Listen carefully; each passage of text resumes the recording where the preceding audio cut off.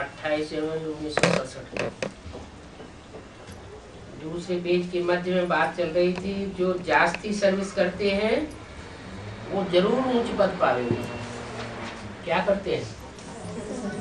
Service जास्ती करते हैं, और डिसर्विस जास्ती करते हैं तो नीच पद पाते हैं। सर्विस किसे कहा जाता है और डिसर्विस किसे कहा जाता है?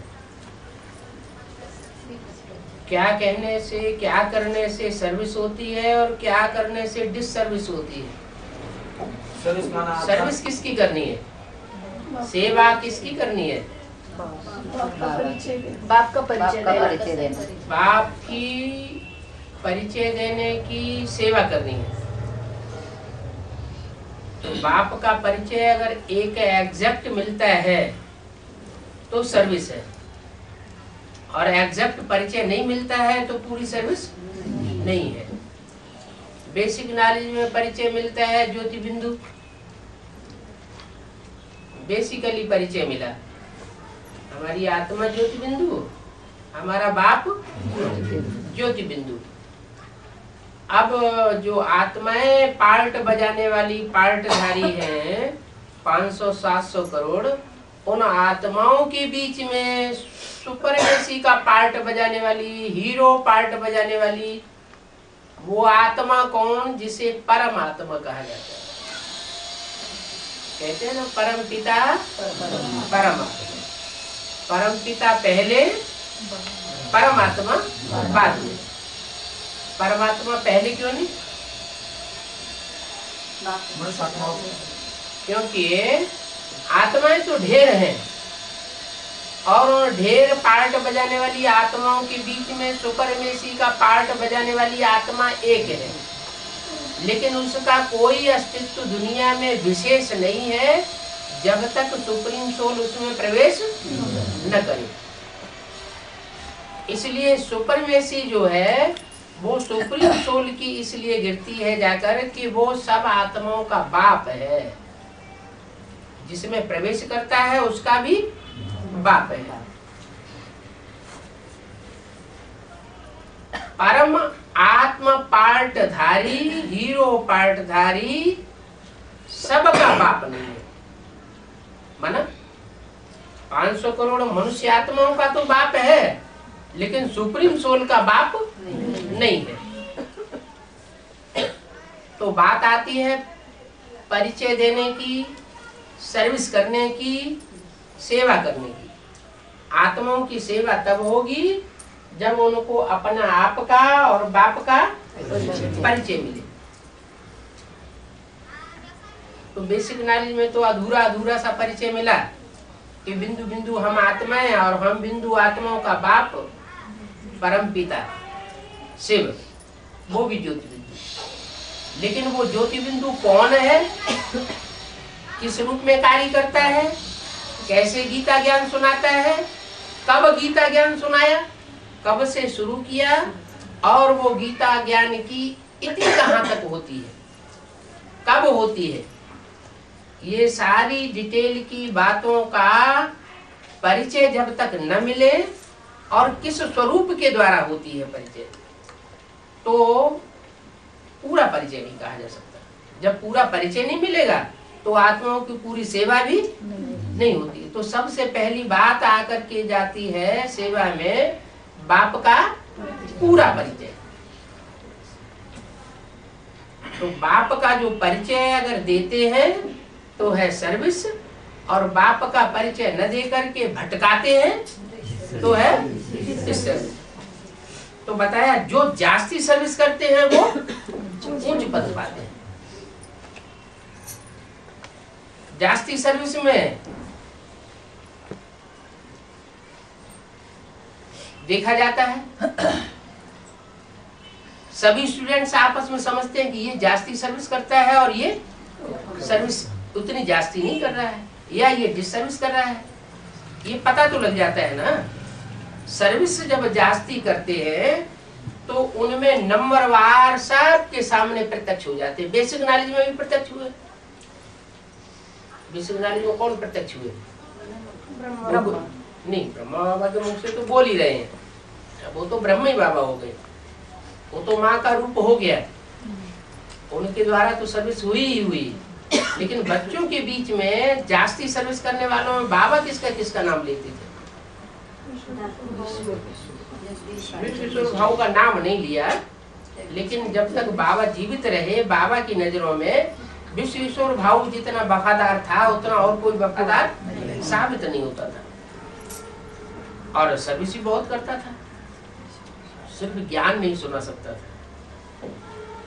क्या ज्ञान नहीं सुनाता था, बाकी बाबा का जितना कारोबार था यज्ञ का वो सारा समेटता था, संभालता था। और बाबा के शरीर छोड़ने के बाद भी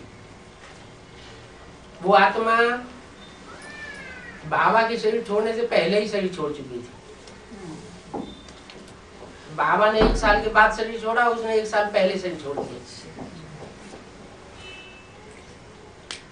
तो इस रूप में भी वो सूक्ष्म शरीर धारण करके अभी भी तीखी जा रही है। चलो सूक्ष्म शरीर को तो कोई देखता नहीं, लेकिन स्थूल शरीरधारी जो बच्चे हैं उनमें तो बाबा किसी का नाम लेते थे। जगदीश भाई का नाम लेते थे, रमेश भाई का नाम लेते थे, और रमेश का नाम लेते थे ना, जगदीश भाई का नाम लेते थे ना। तो जिन भाइयों का नाम लेते थे वो तो जरूर बेसिक नॉलेज में महारथी बच्चे गिने। भले बाबा ने हद में बोला और उनका बेहद में अर्थ कोई दूसरा लगता है। रमेश का अर्थ होता है रमा ईश। रमा माना पार्वती, ईश माना उसका स्वामी, माना शंकर। ऐसे ही जगदीश जगत का ईश, तो हद में तो जगदीश वो हुए जिन्होंने अभी शरीर छोड़ दिया है। और बेहद में सारे जगत का ईश्वर बनने वाला कोई तो होगा, सारे जगत को कंट्रोल करने वाला कोई तो जगन्नाथ होगा। तो जो होगा वो सारे जगत के ऊपर कंट्रोल स्वतः ही करेगा या शक्तियों के द्वारा करेगा? शक्तियों के द्वारा करेगा। जो शिव की शक्तियां होंगी वो शिव के ऊपर स्वाहा होंगी या नहीं होंगी? और शक्तियों में भी कोई तो प्योरिटी का आधार मानी जाती है, जिन्हें कहा है कन्याकुमारी, और दूसरी है आदर कुमारी। आदर कुमारी माने माता है और कुमारी माना कन्या। तो कुछ कन्याएं ऐसी भी तो निकलेंगी जो दुनियादारी से छोड़ करके पूरी ही पूरी ईश्वरीय कार्य में अपने को सेवा में सरेंडर कर दें। अगर वो संसार की नजरों में सामने ही नहीं निकलेंगी तो फिर जो गुप्त पार्ट बजाने वाली गोपियां हैं वो परमात्मा को प्रत्यक्ष कैसे कर पाएंगे? पहले तो आदमी प्रैक्टिकल जीवन देखता है, प्रैक्टिकल में कौन कितने सरेंडर हुए। भले ये बुद्धि की बात है, बाबा कहते हैं जो घरगस्त में रहते हुए भी तन मन धन से सरेंडर है, अपने को सरेंडर समझते हैं, वो भी सरेंडर है, लेकिन वो दिखाई नहीं पड़ता। दिखाई क्या पड़ता है? जो प्रैक्टिकल में अपना घर घाट छोड़ करके, सारा संसार छोड़ करके, संसार की गतिविधि छोड़ करके ईश्वरीय कार्य में जिन्होंने अपने को झोंक दिया, तो वो तो दिखाई पड़ता है ना सबको। तो उससे पता लग जाता है कि ईश्वर का कार्य ये चल सकता है और दूसरा नहीं चल सकता। इसलिए बाबा ने बोला है राजयोग सीखने वाले कितने होंगे? 16,000 गोप गोपियां होंगे। 16,000 जो गोप गोपियां होंगे वो सरेंडर्ड वर्ग में से होंगे या नॉन सरेंडर्ड वर्ग में से होंगे? नहीं, अगर होंगे भी बाहर तो भी तन मन धन से पूरे सरेंडर दिखाई देंगे। अरे भाई इसने तो पूरा अपना तन, पूरा मन, पूरा धन, पूरा समय, संपर्क संबंधी सब ईश्वरीय सेवा में झोंक दिया। तो उनको सरेंडर कहा जाए या नॉन सरेंडर कहा जाएगा? उनको भी सरेंडर कहा जाए। उनमें मुख्य नंबर जास्ती कौन ले जाते हैं? क्योंकि कन्याएं स्वतंत्र होती हैं, माताएं थोड़ी बंधन में होती हैं। तो बंधन में रहने के कारण वो उतना जास्ती उछल नहीं सकती। बंधन वाली चिड़िया ऊपर नहीं उड़ेगी, और जो निर्बंधन चिड़िया होगी वो चाहे तो बहुत ऊपर उड़ सकती है।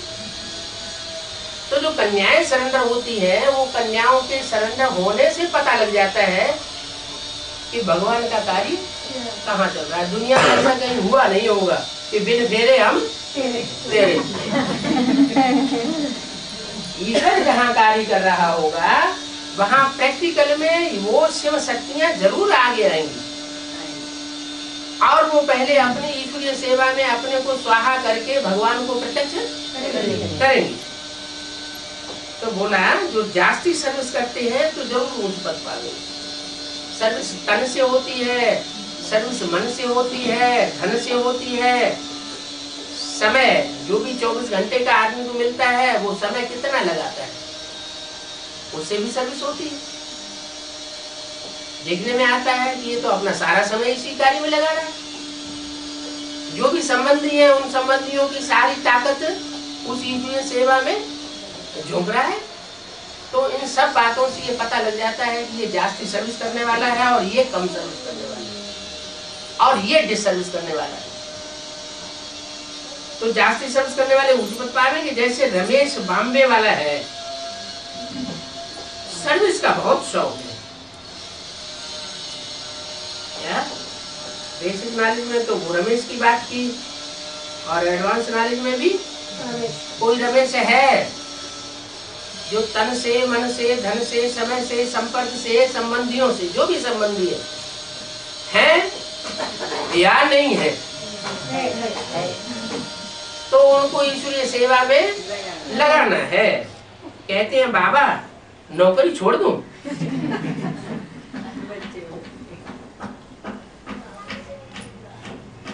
रमेश बेसिक नॉलेज में चार्टर्ड अकाउंटेंट थे, तो बाबा से बोला होगा, पूछा होगा बाबा नौकरी छोड़ दूं? खाने के लिए तो है ही हमारे लिए। बाबा का बन गए तो शिव बाबा की ही हम परवरिश लेंगे, फिर हम दुनिया की परवरिश क्यों लें?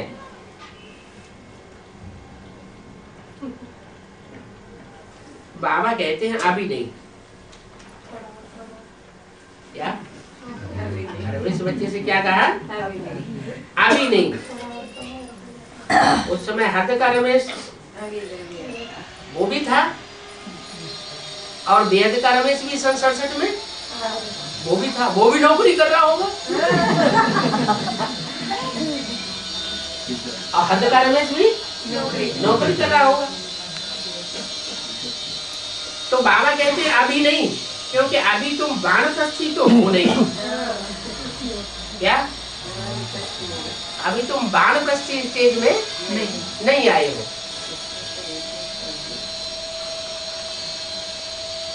वानप्रस्थी को बाबा झट कह देते हैं, दुनियादारी छोड़ो, इसी सेवा में लग जाओ। आप कहते हैं मैंने भी वानप्रस्थी में प्रवेश किया है। क्या जब वानप्रस्थी अवस्था हुई तो मैंने प्रवेश किया, चाहे प्रजापिता में और चाहे प्रजापिता ब्रह्मा में। जब तक वानप्रस्थी अवस्था नहीं हुई प्रवेश नहीं किया। ब्रह्मा में कब प्रवेश किया? 47 में उनकी वानप्रस्थी अवस्था हुई 60 साल, तो उनके द्वारा मुरली चली। पता कैसे लगता है कि मेरा बाप भगवान पढ़ाते हैं? जब ज्ञान देते हैं तो पता पड़ता है कि इनके द्वारा मुरली सुनाई। तो सन 47 से जो मुरली चलाई गई, उस मुरली से सबको पता पड़ने लगा कि ये ब्रह्मा के द्वारा बाबा का, शिव बाबा का पाठ चल रहा है। तो बाबा ने भी वानप्रस्थी में प्रवेश किया है। वानप्रस्थी में प्रवेश किया, देखो वानप्रस्थी कन्याएं, बूढ़ी माताएं, वो तो निकल सकती है, वानप्रस्थी हो या न हो। बूढ़ी माताएं हैं, उनके ऊपर परिवार का कोई बोझ रहता नहीं, और वो तो बूढ़ी है तो वानप्रस्थी तो जरूर होंगी। और कन्याएं निर्बंधन है, इसलिए उनको दुनियादारी का कोई बंधन है नहीं, वो भी निकल सकती है। अगर माताएं भी जवान हैं तो फिर उनको घर में रहते सर्विस करनी है, नहीं तो एक एक माता के पीछे एक एक माता लगानी पड़ेगी।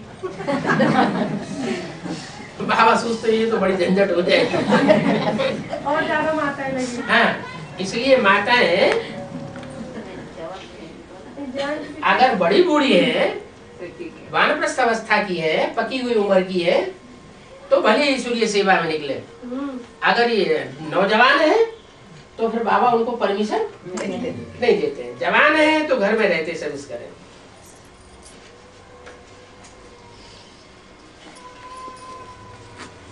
बाबा हर एक के सर्कमस्टांसेस देख करके राय देते हैं कि इनकी स्थिति परिस्थिति कैसी है। शादी आदि के लिए अगर अलाउ न करें तो फिर हंगामा हो जाए।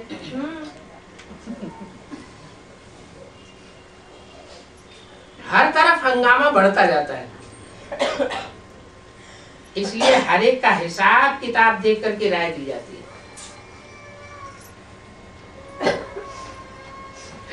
कुमार है तो कहेंगे सर्विस कर सकते हो, बेद के बाप से वर्षा लो, वो तो बाप से क्या मिलेगा, माने लौकिक बाप से क्या मिलेगा, 2 रोटी, वो सब तो मिट्टी में मिल जाना है। दिन प्रतिदिन समय कम होता जाता है। समझाते हैं हमारे मिल्कियत के बच्चे वारिसदार बनेंगे, परंतु बाप कहते हैं किसी को कुछ भी मिलने का नहीं है, कोई वारिसदार बनने वाले नहीं है। मिल्कियत सबकी खाक में मिल जाएगी। वो तो समझते हैं पिछाड़ी वाले खा लेंगे। हमारे जो पिछाड़ी जो भी हमारे वारिसदार हैं वो खूब खाएंगे पिएंगे, इसलिए हम खूब कमा के रख जाए।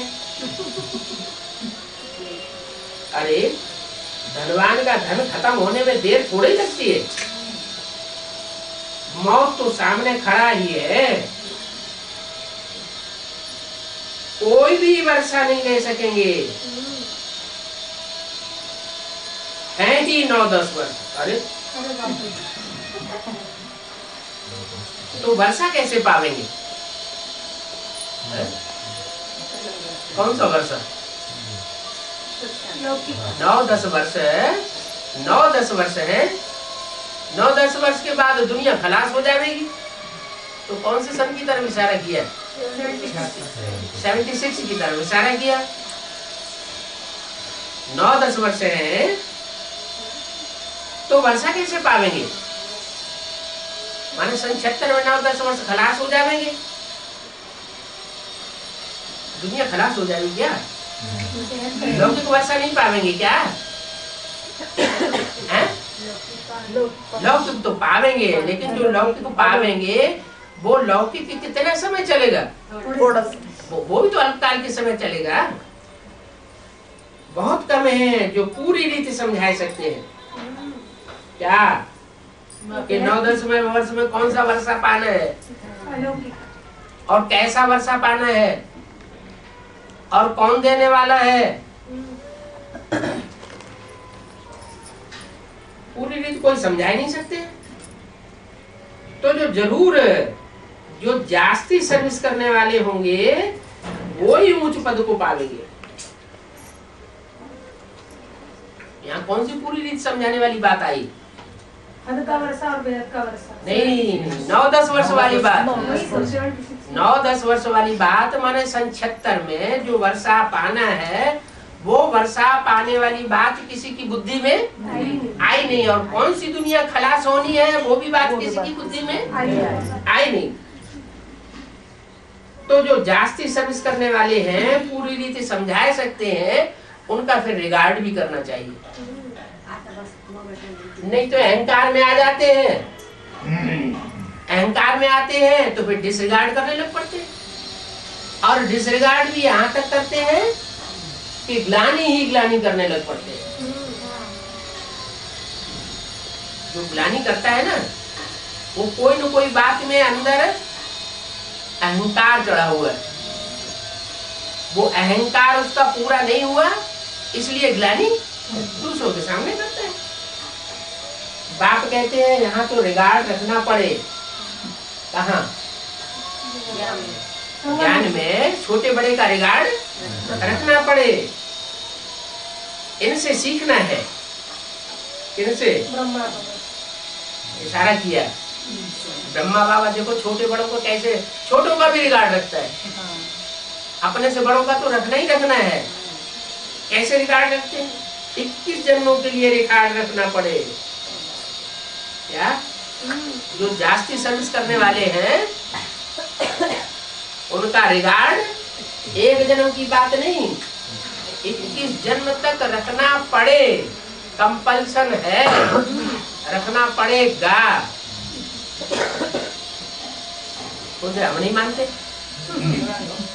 तो भले थोड़े समय के लिए अभी नहीं मानते, आगे चल के नाक नीची करनी पड़ेगी। रिगार्ड रखना पड़े, पड़े माना कंपल्सन, ऑटोमेटिकली हो जाएगा। क्या? ऐसा समा बन जाएगा कि ऑटोमेटिकली रिगार्ड रखना पड़ेगा। जरूर ऊंच वो पद पावेंगे जो सर्विस करेंगे। तो रिगार्ड तो जहां तहां रखना ही है। खुद भी समझ सकते हैं कि हमको क्या पद मिलेगा, फिर भी कोई अफसोस थोड़ा ही होता है कि हम नापास हो जाएंगे। या तो कोई नापास हो जाते हैं तो जाकर के कुएं में कूदते हैं, वो तो हद का कुआं हो गया। यहाँ कोई ऐसे हैं बेहद में जो जानते हैं कि हम नापास हो गए, तो क्या करते हैं फिर? बेहद के कुएं में कूद पड़ते हैं, नीचे उतरते हैं, लगाए जाओ छलांग। यहाँ तो समझते हैं जो मिले सो भी अच्छा, या तो समझते हैं, या तो समझते हैं अच्छा जो भी मिले तो अच्छा, इस बात में ही खुश हो जाते हैं। अरे ये तो बेहद की पढ़ाई है। क्या? इसमें तो एक से एक ऊंचे पद हैं। कितने पद हैं? टोटल मिला के पद कितने हैं? एक से एक ऊंचे 108 नहीं, उससे भी बड़े हैं।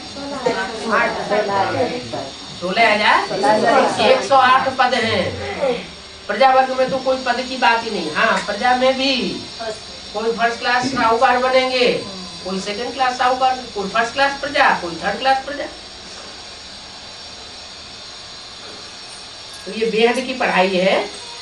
राजधानी स्थापन हो रही है ना, इस पढ़ाई से तुम प्रिंसिपल बनते हो। कितने प्रिंसिपल बनेंगे? 16,108 प्रिंसिपल बनेंगे। वो प्रिंसिपल कॉलेज में पढ़ते हैं। कौन? दुनियावी। वो फिर बहुत धन दान करते हैं। वो फिर राजाओं के पास व साहूकारों के पास जाकर के जन्म लेते हैं, परंतु वो है अल्पकाल का सुख। ये तो है 21 जन्मों का सुख। इस पढ़ाई पर बहुत अटेंशन देना चाहिए। किस पढ़ाई पर?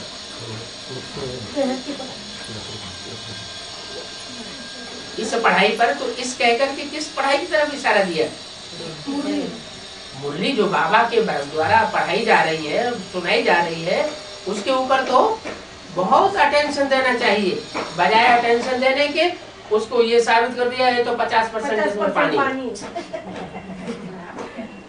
ब्रह्मा की वाणी में 50% पानी साबित कर दिया जाए और 50% वो असली है। ऊपर भी निश्चय नहीं उनका। तो फिर तो निश्चय तो उखड़ गया, पढ़ाई के पूरा ऊपर निश्चय ही उखड़ गया तो पद क्या पाएंगे। माँ के ऊपर भी निश्चय नहीं। बहुत अटेंशन देना चाहिए, सर्विस का होना रहना चाहिए, बहुतों का कल्याण हो जाएगा। बाबा जानते हैं ऐसी सर्विस का शौक कोई कोई को है।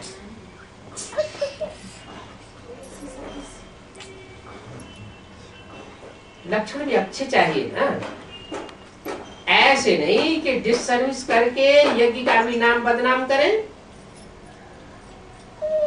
और अपना भी नुकसान करें।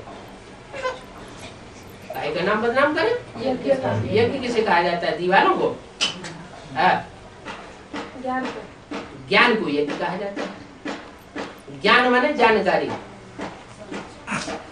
जानकारी जो है वो किसके द्वारा मिलती है? ऊंच के द्वारा हमको जानकारी मिलती है, जिससे ऊंचा दुनिया में कोई होता नहीं। इब्राहिम बुद्ध कैसे भी ऊंचे हैं, लेकिन उनसे भी ऊंचा वो सुप्रीम सोल शिव बाबा जो इस सृष्टि पर आता है, वो सबसे ऊंच ज्ञान देता है। अगर उस ज्ञान के कारणकारी का विश्लेषण पूरा न हो पाए तो नाम बदनाम होगा ना। कोई एक एक बात के पीछे पड़े और पूछे तो हर बात का जवाब भी तो आना चाहिए। डिसर्विस करके यज्ञ का नाम बदनाम कर देते हैं, अपना नुकसान करते हैं। 28 जनवरी 1967 की वाणी का तीसरा दिन। बाबा तो हर बात के लिए समझाते रहते हैं। मेडल्स के लिए कितना लिखते रहते हैं। मेडल्स क्या होता है?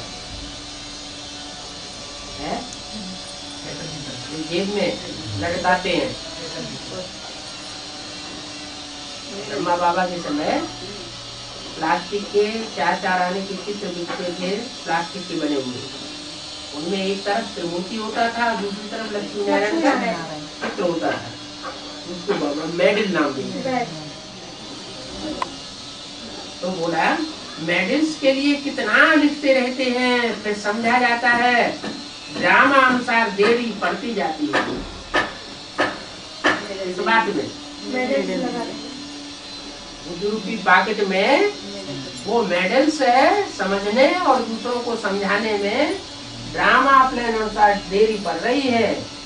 नहीं तो बुद्धि में छप जाने चाहिए। क्या मेडल्स में जो त्रिमूर्ति है, वो त्रिमूर्ति के बारे में जो मुरली में बोला है, क्या बोला है? सभी के पॉकेट में पड़ा रहे। सभी की बुजुर्गी पॉकेट में ये मेडल पड़ा रहे। कोई भी नया जिज्ञासु आए, हट से निकाला और उसको समझाना, ये तुम्हारा बाप है, ये है रचयिता और ये है रचना और ये है तुम्हारा वर्षा। लक्ष्मीनारायण का चित्र दिखा दो, ये है तुम्हारा वर्षा। तो एक्यूरेट किसी की बुद्धि में समझाएंगे तो बुद्धि में बैठेगा। जो बाबा कहते हैं त्रिमूर्ति का चित्र है लेकिन एक्यूरेट नहीं है, तो बच्चों को एक्यूरेट चित्र निकालना चाहिए। एक्यूरेट क्यों नहीं निकाले? एक्यूरेट निकालेंगे तो सबकी बुद्धि में बैठेगा कि ये त्रिमूर्ति शिव क्यों कहा जाता है, एक मूर्ति क्यों नहीं कहा जाता। बेसिक नॉलेज में क्या किया? एक मूर्ति बना दी। त्रिमूर्ति में ब्रह्मा की जगह तो ब्रह्मा को बैठाया ही, लेकिन विष्णु की जगह भी ब्रह्मा का ही चेहरा लगा दिया और शंकर की जगह भी ब्रह्मा का चेहरा लगा दिया। बाबा कहते हैं ये एक्यूरेट चित्र नहीं है। मुरली में बोला ये एक्यूरेट चित्र नहीं, तो बच्चों को एक्यूरेट चित्र निकालना चाहिए। तो एक्यूरेट चित्र निकालेंगे तो एक्यूरेट दूसरों को भी समझा सकेंगे। परंतु ड्रामा प्लान अनुसार देरी पड़ती जाती है। ये लक्ष्मी नारायण फर्स्ट क्लास है। बाबा ने कहा 30 बाई 40 इंच का बना दो, परंतु बनावे कौन? जो पूरी रीति वाकुफ हो। वाकुफ माने मालूम हो, जानकार हो वो ही बनावे।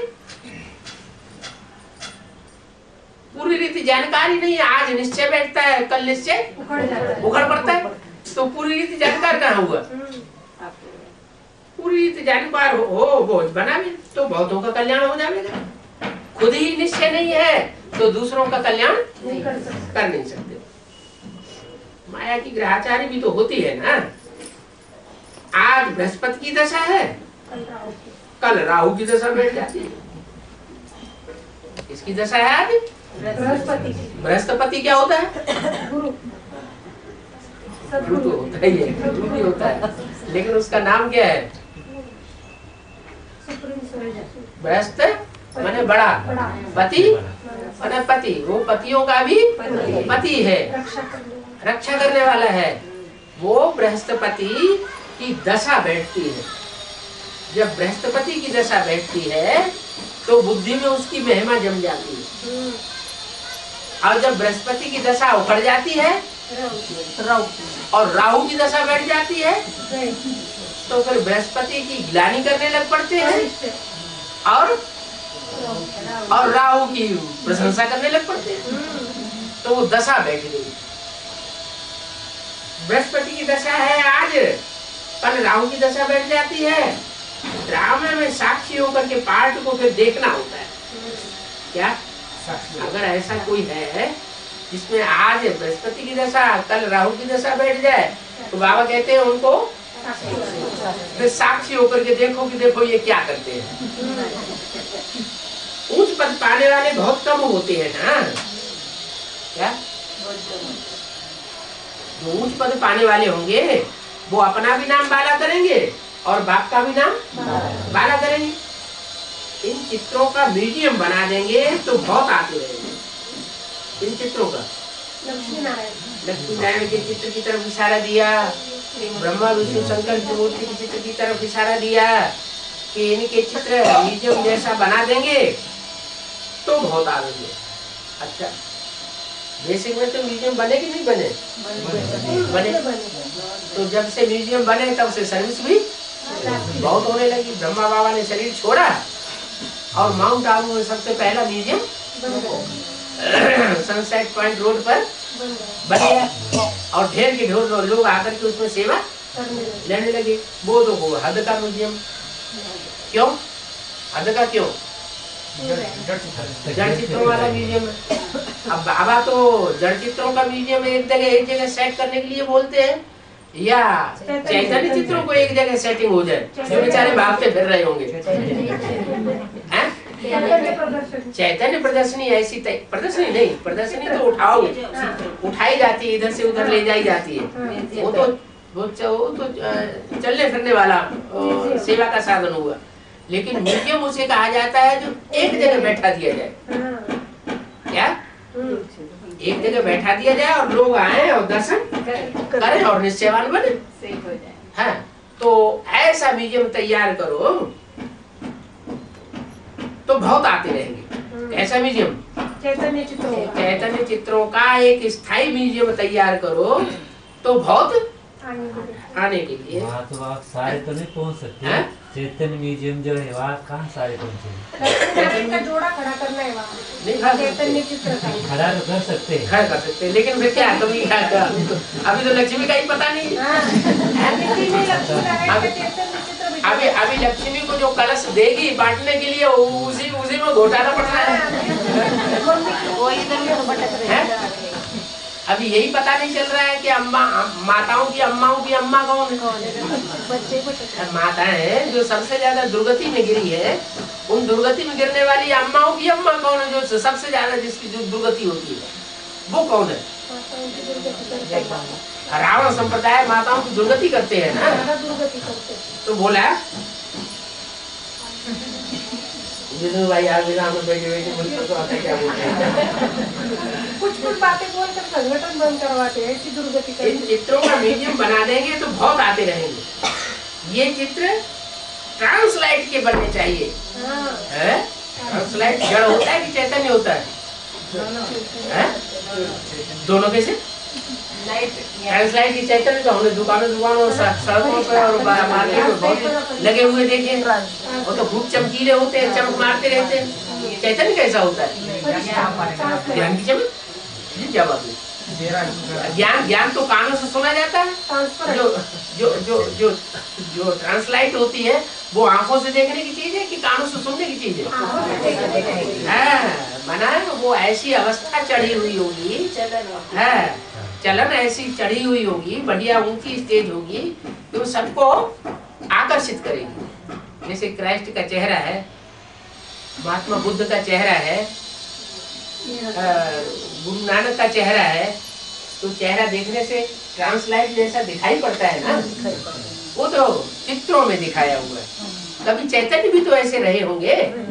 तो जैसे चैतन्य वो धर्म पिताएं दिखाए गए हैं, ट्रांसलाइट के देखने में आते गए चित्रकारों ने चित्र तैयार किए, ऐसे यहाँ प्रैक्टिकल में जो भी लक्ष्मी नारायण तैयार हो और उनको एक जगह बैठा दिया जाए, म्यूजियम बना कर है, तो वो म्यूजियम बना करके जब वो बैठे हुए होंगे तो सब उनका दर्शन करने के लिए आवेंगे। भक्ति मार्ग में लक्ष्मी नारायण के मंदिर में दर्शन करने के लिए कितने जाते हैं? ढेर सारे जाते हैं। तो जरूर ज्ञान मार्ग में उसकी शूटिंग हुई होगी ना, तभी तो भक्ति मार्ग में इतने ढेर के ढेर जाते हैं। वो तो दिवाली पर ही भागते हैं, एक ही दिन है। लेकिन जब लक्ष्मी अपने युगल के साथ मिक्स होकर के एक हो जाती है, लक्ष्मी नारायण हो जाते हैं, तब फिर बड़ा म्यूजियम वो बड़ा मंदिर बनता है। तो बोला ये चित्र बनने चाहिए, न बनते हैं तो फिर कहा जाता है भारी। हो सकता है ग्रहाचारी उतर जावे, क्या जो ग्रहाचारी राहु की चढ़ी हुई है वो ग्रहाचारी उतर जावे। ग्रहाचारी उतरती है तो फिर जंप कर देते, हाई जंप लगाए लेते हैं। वो साथ पर अपना जीवन बनाना चाहिए, नहीं तो कल पांतर के लिए सत्यानाश हो जाएगी। समझेंगे कि कल पहले मिसल ही ग्रहाचारी आ गई, श्रीमत पर नहीं चलेंगे तो पद भी ऊंचा नहीं मिलेगा। ऊंच तो ऊंच भगवान की श्रीमत है, क्या कहा? कैसे भगवान की ऊंच? एक किससे कंपैरिजन किया? माना कोई नंबरवार भगवान बन के बैठने वाले होते हैं ना, हाँ, तो जो नंबरवार भगवान है वो उनके मुकाबले में जो लास्ट में ऊंच से ऊंच भगवान साबित होता है, और वो अभी भी पार्ट बजाय रहा है। लेकिन अभी गुप्त पार्ट बजाय रहा है या प्रत्यक्ष पार्ट बजाय रहा है? अभी भी गुप्त। गुप्त ना होता तो बच्चों को निश्चय आने का सवाल पैदा ही नहीं होता। ऊंच से ऊंच भगवान की श्रीमत है। इन लक्ष्मी नारायण के चित्र को तुम्हारे सिवाय कोई समझ ही नहीं सकता। क्या कहा? इन लक्ष्मी नारायण के चित्र को तुम्हारे सिवाय कोई समझ ही नहीं सकता। जब समझ ही नहीं सकेगा तो समझाए भी नहीं सकेगा। ये क्या बात हुई? हिम्मत करके बोल हैं? तुम्हारे सिवाय, बुद्धि में निश्चय चाहिए। तुम्हारे सिवाय का मतलब क्या हुआ? कोई सन 76 से पहले कोई ने समझा क्या? नहीं समझा। तो जिन्होंने समझा उनकी बुद्धि में बैठा होगा, और जिनकी बुद्धि में बैठा होगा वो दूसरों को उन्होंने समझाया भी होगा। ऐप्स के मुआफिक खड़े होकर के सिर्फ कहेंगे ये चित्र तो बहुत अच्छे बनाए हैं। तुमको तो बस चित्र देखने से सारा सूक्ष्म वतन, स्थूल वतन, सारी सृष्टि का चक्र बुद्धि में आ जाता है।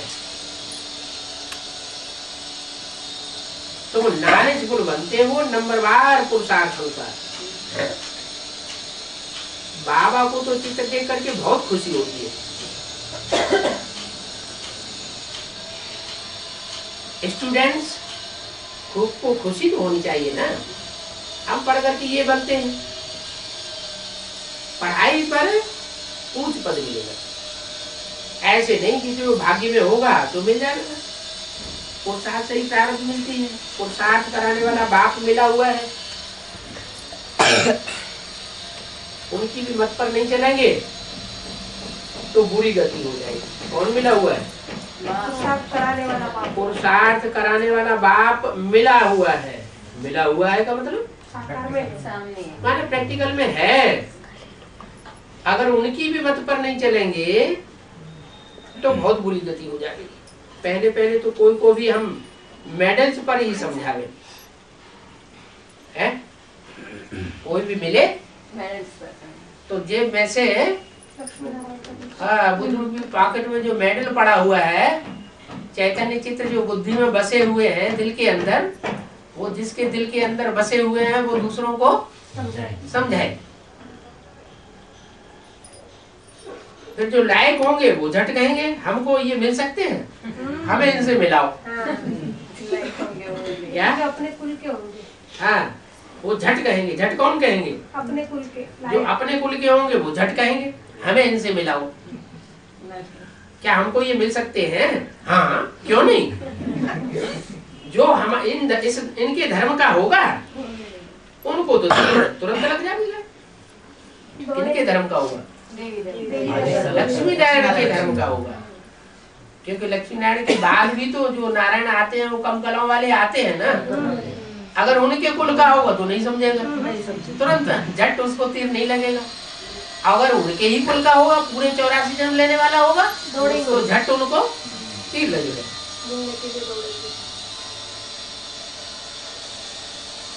तो इस धर्म का जो होगा उनको तीर लग जाएगा, खुद भले जहन्नुम में चला जावे मगर दूसरों का कल्याण होगा।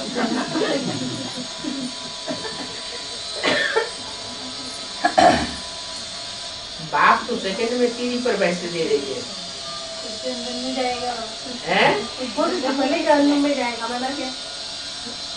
मन समझाने वाला पूरा न समझा पाए तो भी अगर समझने वाला फट से निकल आता है तो वो जो फट से निकला हुआ है वो जन्नत में जाएगा, और जिसने समझाया है वो भले जहन्नुम में चला जाएगा। क्योंकि वो फट से नहीं समझा, वो थोड़ा रगड़ की। कोई ऐसे होते हैं उनको सुनाओ तो तुरंत निकल आते हैं, कोई ऐसे होते हैं तो रोज रोज सुनाते रहो और जयबाजी करते रहे, बात करते रहेंगे। तो इसमें तो बहुत खुशी रहनी चाहिए, क्या समझाने में बहुत खुशी रहनी चाहिए। सबसे जास्ती तीखा तीर ये मेडल्स का है, और ये बहुत सिंपल है। क्या ना? हाँ, त्रिमूर्ति और लक्ष्मी नारायण, पीछे की तरफ लक्ष्मी नारायण, बाद में लक्ष्मी नारायण को समझाओ और पहले त्रिमूर्ति की बाप का परिचय दो। बहुत सिंपल है, इसमें खर्चा भी नहीं है। क्यों? चारा में पैसे नहीं खर्च होते हैं मेडल में। प्लास्टिक का जो तो लेंगे वो चारा में फिर भी खर्च होंगे, लेकिन बुद्धि में जो बैठा हुआ होगा कि ये त्रिमूर्ति में 3 मूर्तियां प्रैक्टिकल में कौन कौन सी हैं जो सारे विश्व में प्रत्यक्ष होने वाली है, तो इसमें खर्चा कोई भी नहीं। बाबा खुद कहते हैं मेरे भक्तों को दो। कौन कहता है? बाबा कहते हैं, खुद कहते हैं। खुद कहते हैं माना बिंदी कहती है, खुद कहते हैं माना कोई मुख से कहते हैं। बाबा खुद कहते हैं मेरे भक्तों को दो। क्या? जो मेरी ग्लानि करने वाले हैं उनको न दो, या जो दूसरे धर्म पिताओं की जी हुजूर करने वाले हैं उनको न दो।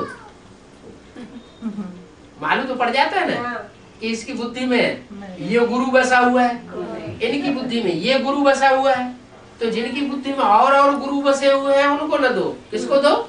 मेरे एक को पहचानने वाले। हाँ, जो मुझे एक को जानने वाले हैं मेरे भक्तों को दो। मेरे भक्त कौन से हैं? शिव के भक्त कौन से होते हैं? शिव के भक्त तो शैव संप्रदाय कहे जाते हैं। हाँ, वो शिव का नाम लेने से ही चटक पड़ते हैं। शिव के भक्तों को तो शिव के भक्तों के पास अंदर घुस जाना चाहिए। कहाँ? मन बुद्धि में उनके। मंदिर में जहाँ जहाँ शिव के मंदिर हैं वहाँ घुस जाना चाहिए। कोई लक्ष्मी नारायण के मंदिर नहीं, ब्रह्मा कुमारी वहाँ तो वहाँ दीदी दादी दादाओं की पूजा हो रही है, देदारी की पूजा हो रही है, सबकी पूजा हो रही है। शिव का नाम निशानी गुम कर दिया बाबा ने। एक बोला उनका नाम लाश ही गुम कर दिया। त्रिमूर्ति में वो दादी दीदी है। तो शिव के भक्तों के पास अंदर घुस जाना चाहिए। हाथ में मेडल हो, बोलो शिव बाबा कहते हैं मुझे याद करो तो राजाओं का राजा बन जाएंगे।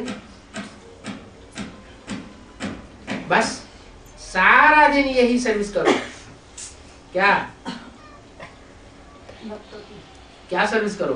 जो शिव के भक्त हैं कि लक्ष्मी मेडल पर जाने की सारा दिन सर्विस करो कि यह त्रिमूर्ति, यह ब्रह्मा, यह विष्णु, यह शंकर,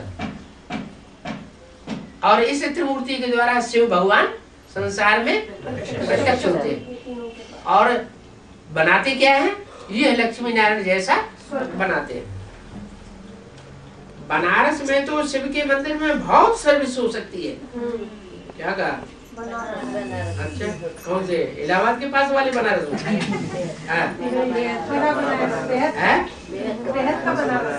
कहाँ बना बनाया रस मिलता है?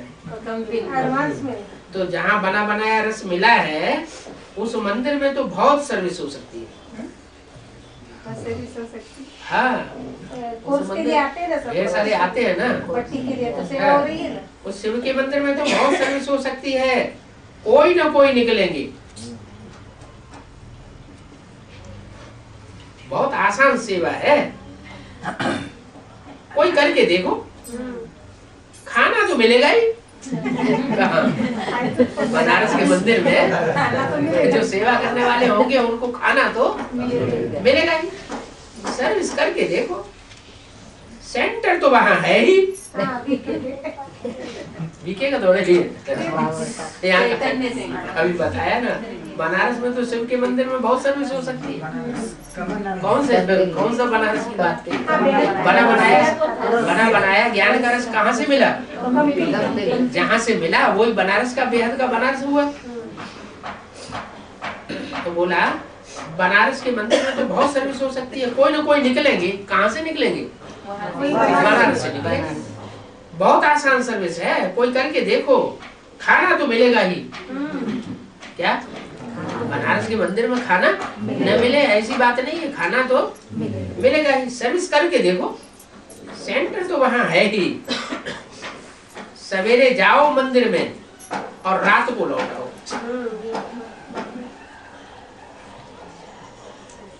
सेंटर बना दो। सबसे जास्ती तुम शिव के मंदिर में सर्विस कर सकते हो। क्या ऊंचे ऊंचे है ही शिव का मंदिर। बॉम्बे में भी बबुलनाथ का मंदिर है, वो शिव का मंदिर, और वो बबुलनाथ का मंदिर। सारा दिन वहां जाकर सर्विस करो। महाराष्ट्र वाले वो नजदीक पड़ता है।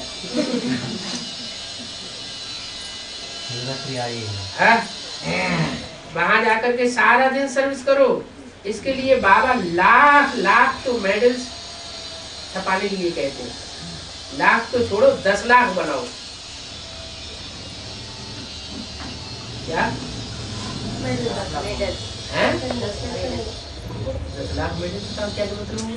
चैतन्य में बच्चे सर्विस करने वाले सर्विस करने माना यथा राजा तथा प्रजा। राजा लक्ष्मी नारायण होंगे तो जो प्रजा होगी वो भी कैसी होगी? 16 कला संपूर्ण 84 जन्म लेने वाली प्रजा भी तो विशेष होगी ना। लक्ष्मी नारायण ज्ञानी आत्माएं होंगी तो प्रजा भी सारी कैसी होगी? ज्ञानी आत्माओं की प्रजा होगी।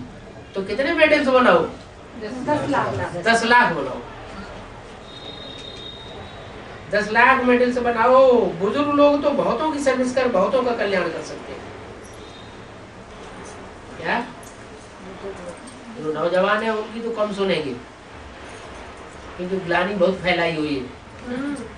क्या जब ग्लानि बहुत फैल जाती है तो सोचते हैं नौजवान छोकरा छोकरी है, हमको क्या समझाएगा, इसी शकल तो देखा ही हम समझाने चला। बुढ़ा होगा अरे इसकी तो दुनिया से बुद्धि हटी हुई है, इसके लिए ये बात साबित नहीं होगी।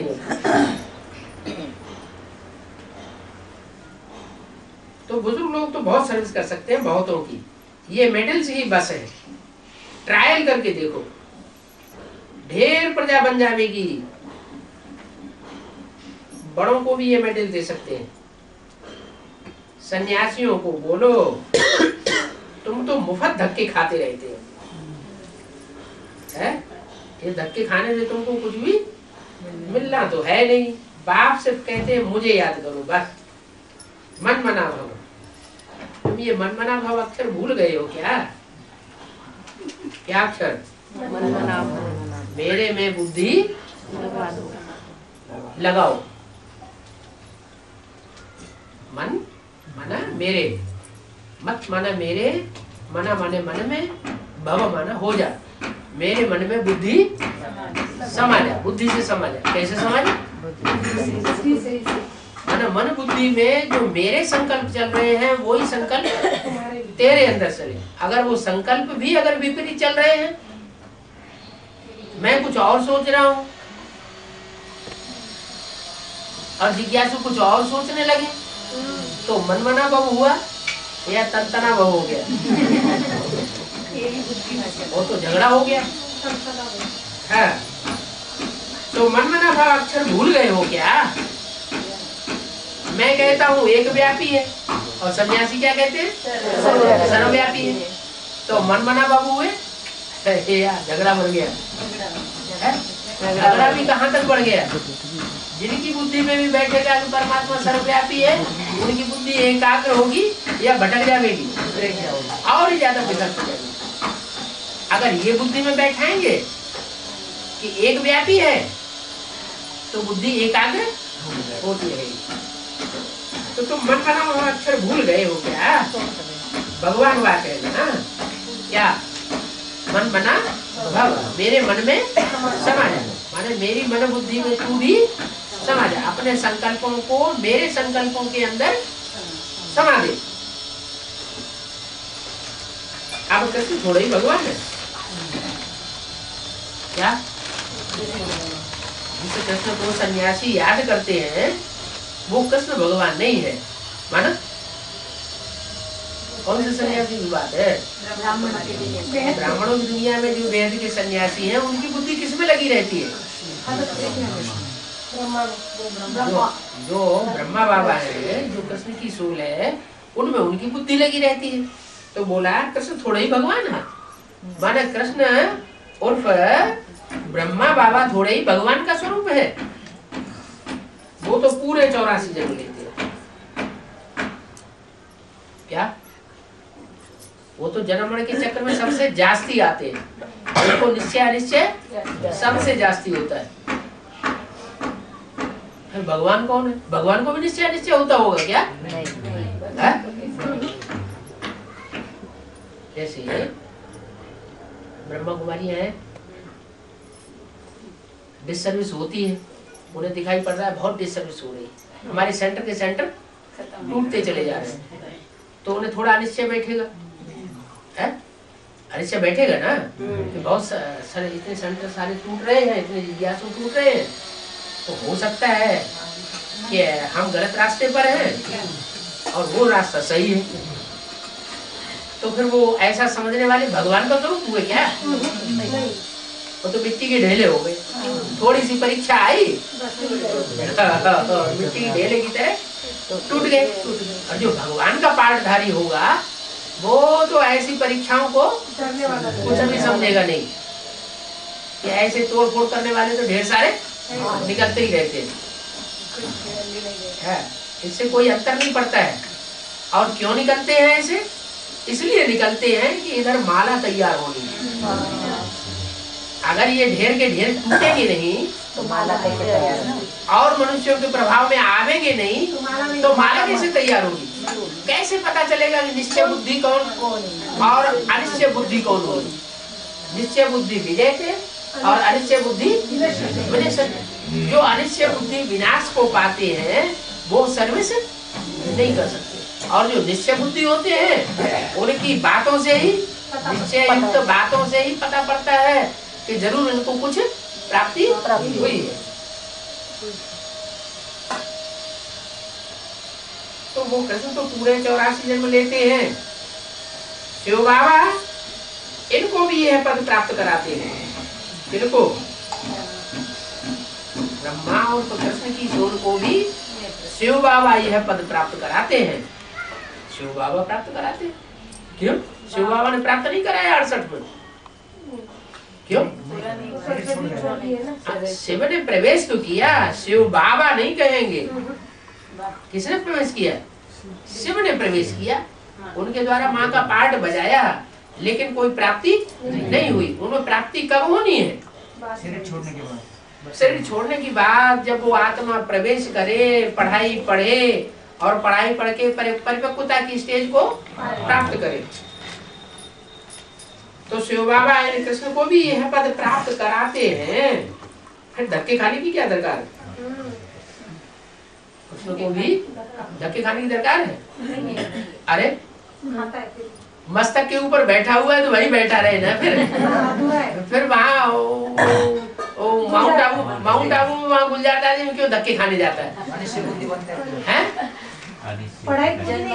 घड़ी घड़ी निश्चय अनिश्चय आता रहता है। पढ़ाई पूरी नहीं हुई है तब तक सबसे जास्ती अनिश्चय निश्चय किसको आना है? ब्रह्मा की सोल को, कृष्ण की सोल को। फिर धक्के खाने की क्या दरकार? बाप तो कहते हैं सिर्फ मुझे याद करो। क्या कहीं भी धक्के खाने की दरकार नहीं है। सिर्फ मुझे याद करो। ऐसे नहीं कहते हैं कि मेरे ऊपर लोटा डालो। इनके ऊपर लोटी चढ़ाते हैं ना, है? तो ब्रह्मा बाबा ये होगा कि चलो हमने तो थोड़ा बहुत समझ ही लिया, एडवांस नॉलेज हमारी समझ में आ तो रही है। अरे इतनी ब्रह्मा कुमारियां हैं, वो हमको फॉलो कर रही है, इन लोटियों को भी तो उठा करके यहाँ सरेंडर करा दे, नहीं बेचारी वो दुर्गति हो जाएगी, कहाँ जाएंगी? तो बाबा कहते हैं, बाबा ऐसे नहीं कहते कि तुम मेरे ऊपर लोटी चढ़ाओ। हाँ ब्रह्मा बाबा लाएंगे, खुद ही भटक रहे हैं, कभी इधर कभी उधर। वो कैसे लोटी चढ़वाएगी? बाबा कहते हैं ये नहीं कहते, ऐसे नहीं कहते कि तुम लोटी डालो। हाँ तुम तो सबसे अच्छी सर्विस शिव के मंदिर में कर सकेंगे। क्या? कौन? किससे बोले? बच्चों से। सबसे अच्छी सर्विस शिव के मंदिर में कर सकेंगे, परंतु देही अभिमानी अवस्था हो तो कर सकेंगे।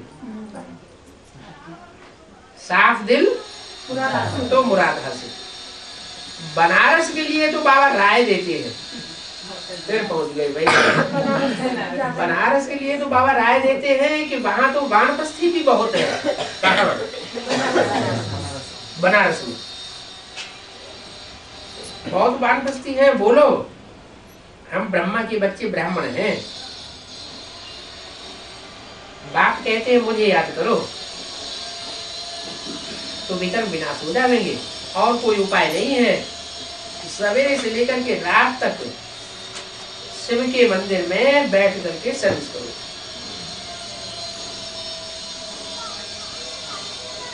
शिव बाबा खुद कहते हैं हमारे मंदिर तो बहुत है ना, तुमको कोई भी कुछ कहेंगे नहीं और ही खुश होंगे कि ये तो शिव बाबा की बहुत महिमा करते हैं। बोलो ये ब्रह्मा भी ब्राह्मण है, ये कोई देवता नहीं है। कौन? हाँ देवता नहीं है तो तीन मूर्तियों कैसे रख दिया है? अच्छा पूजा नहीं होती तो त्रिमूर्ति तीन देवताओं क्यों रख दिया? देवदेव क्यों कहते हैं? देवदेव महादेव कहते हैं ना, तो ब्रह्मा देव, विष्णु देव और महादेव शंकर, तो देव तो हुआ ना। अरे वो चित्र ही रंग है, उसमें ब्रह्मा असली कौन सा है उसका चित्र तो रखा ही नहीं गया। तो ये ब्रह्मा कोई देवता नहीं है, यह भी शिव को याद करके यह पद प्राप्त करते हैं। ओम शांति।